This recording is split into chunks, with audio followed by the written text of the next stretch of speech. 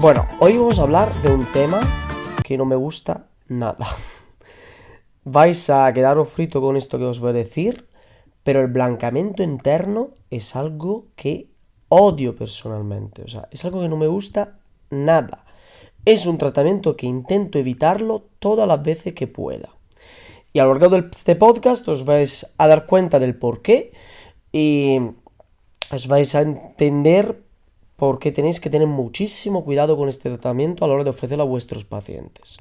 Entonces, en este podcast vamos a decir 5 pasos para hacer un blanqueamiento interno sin liarla. Paso número 1. Yo, por ejemplo, la última endodoncia que hice, creo que han pasado más de 10 años, probablemente. Es algo que no me ha gustado nunca y es porque, debido al hecho que me parece muy complicada, ¿vale? Siempre lo digo, que doy un aplauso a todos los endodoncistas que hay por ahí, porque saber todos los canales, buscarlos, la paciencia que hay que tener para que luego haya muchas anatomías diferentes, hace de manera que el tratamiento sea verdaderamente complicado. Entonces, como restaurador, cada vez que yo pongo un poste, otro tratamiento que no me gusta absolutamente nada, por varias razones, intento tener cuanto más atención, le voy a poner más cuidado a la hora de la anatomía. Porque imaginaros que yo estoy abriendo un diente endodonciado, que a lo mejor el endodoncista ha hecho una cavidad mínimamente invasiva y yo tengo que ensancharla para descubrir, para quitar estos 2 milímetros de guttapercha que sirven para el sellado de este canal y luego crear una falsa vía, debilitar un diente, que se fracture, que tenga problemas. O sea, voy a ser yo el responsable realmente de la supervivencia de este diente en la primera fase del blanqueamiento interno, que es el vaciar la cámara pulpar, crearle espacio para el sellado, con todo lo que conlleva. O sea, imaginaros equivocaros y tener un problema, crear un problemón al paciente. Es algo, por esto que yo digo, tenéis que tener muchísimo cuidado con esto, muchísimo conocimiento de lo que es la anatomía de un diente, aunque sea de un simple central, porque el central puede parecer muy simple, y no lo es. Imaginaros ya un lateral que tiene muchas veces 2 canales, ¿vale? Y tiene anatomía con lo estrechito que es, el problema que podéis provocar en este tipo de tratamiento. Luego, otra cosa que hay que tener cuidado, y para mí es fundamental, el tema del aislamiento absolutos. O sea, no os ocurra abrir una cámara pulpar, ¿vale? Sin haber puesto el aislamiento. O sea, estáis haciendo todo lo que no se tiene que hacer. O sea, si exponéis guttapercha, todas las bacterias que llegarán ahí pueden que sea un nuevo foco de infección en este endodoncia. Entonces, todo el trabajo vuestro, si sois endodoncista, o de vuestros colegas endodoncistas, se va al garete.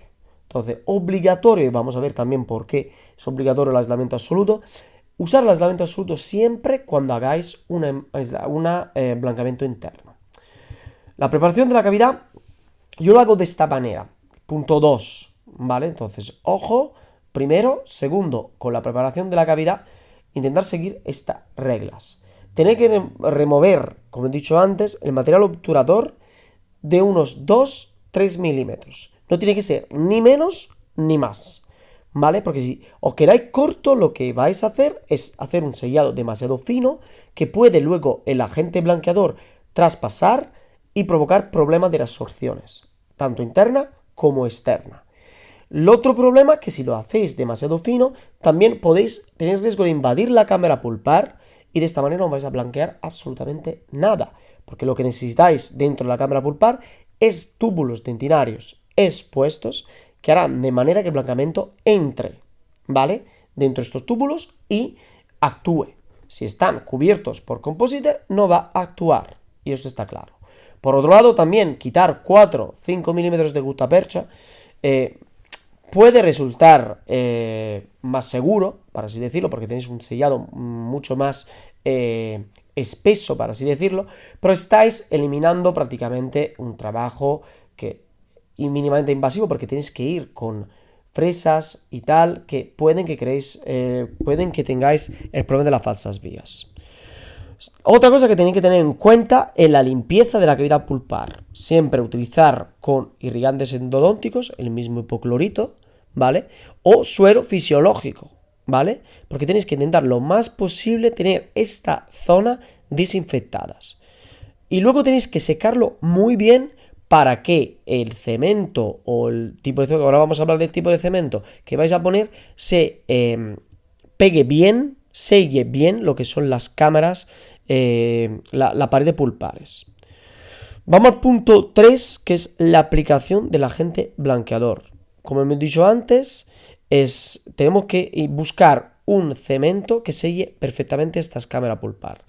Entonces, al principio muchos estudios se han enfocado en utilizos del cemento vitroionómero. ¿Por qué? Porque es un cemento que es autopolimizable, algunos son auto y foto, me viene en la cabeza el Vitrebond, y tienen una buena adhesión a lo que es la dentina, que claramente es donde estamos trabajando.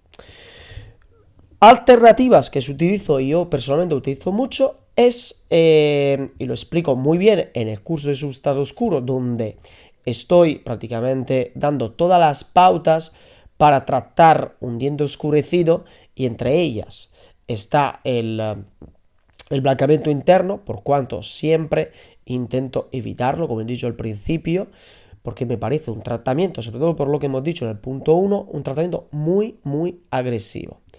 Entonces, lo que voy a hacer es poner adhesivo y un cemento resinoso autopolimizable. Es de momento lo que la literatura soporta mejor, teniendo en cuenta lo que es el protocolo, ¿vale? Que tiene que ser un protocolo muy estricto. Es algo realmente complejo de hacer. Una vez que tengo bien sellado esta cavidad, ¿vale? Me pongo con la aplicación de agente blanqueador. Yo, por ejemplo, ahora estoy utilizando solo la técnica en clínica, ¿vale? No dejo nada de agente blanqueador en casa. Voy a decir que el protocolo lo explico dentro del curso. Vamos al punto 4, que es algo para mí fundamental también, es el sellado temporal. ¿Qué pasa? Que muchas veces hacer 1 o 2 sesiones de clínica no es suficiente. Entonces, no tenéis tiempo, el paciente se tiene que ir. Entonces, lo que hacéis a veces es hacer otra cita y dejar otra cita para una semana después, por ejemplo.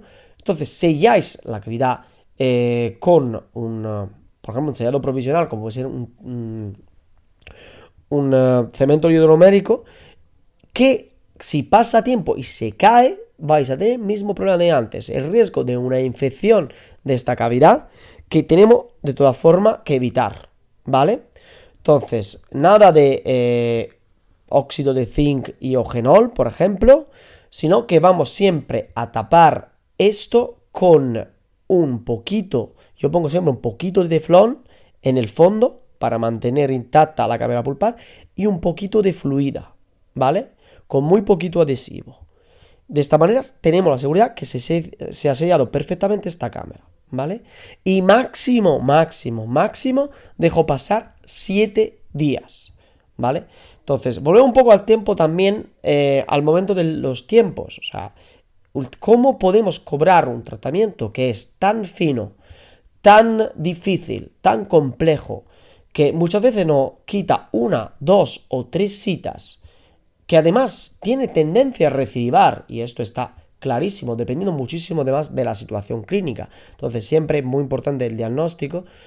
Entonces, me parece un tratamiento realmente complejo y muy poco valorado por el paciente, y también por quien tiene jefe, por vuestros jefes. Cuanto a la restauración final, que el último punto de este protocolo, igual tenemos que eliminar perfectamente el agente blanqueador, que no tiene que dar absolutamente nada, y tienes que secar perfectamente la cavidad, que sea con los típicos papelitos estériles que se utilizan en endodoncias. Luego volvemos a sellar, y esto es algo muy importante porque no podemos simplemente sellar con un composite fluido. Sabemos que el composite fluido tiene mucha característica positiva, pero tiene mucha desventaja. Por ejemplo, el hecho que en la mayoría no son tan opacos. Y lo que estáis realmente sustituyendo dentro de esta cavidad es un material que tiene que ser opaco, que la dentina. Entonces, poniendo un composite fluido en un diente que está vaciado por dentro, lo que vas a hacer es dejarlo transparente. Y de consecuencia, en consecuencia, vas a tener un diente que parezca más gris que el diente de al lado. Entonces, muy importante también el sellado posterior con una elección de un composite adecuado para que el color realmente se mantenga idéntico en los dos dientes. Y el otro problema también, claramente, es un tema de resistencia. Yo prefiero mucho más el uso de un nano híbrido clásico porque tiene unas características mecánicas mucho más similar al diente natural que lo que es una fluida. Dicho esto, yo creo que he hecho mucho hincapié sobre el hecho del por qué no tienes que hacerlo y tienes que tener cuidado. En el curso os explico paso a paso por tipo de tratamiento, enseño muchos casos con varios tipos de discromías cuando tenéis realmente que utilizar un blanqueamiento interno. Si no, personalmente, siento sobre todo la gente que acaba de salir de la carrera, que no tiene mucha manualidad, que no tiene mucho cuidado con estas cosas, de rechazarse de hacerlo porque es un tratamiento realmente complicado. Espero de nuevo que este episodio os haya resultado útil. Os espero en el próximo episodio a ver de qué vamos a hablar. Será completamente una sorpresa. Chao a todos y feliz semana.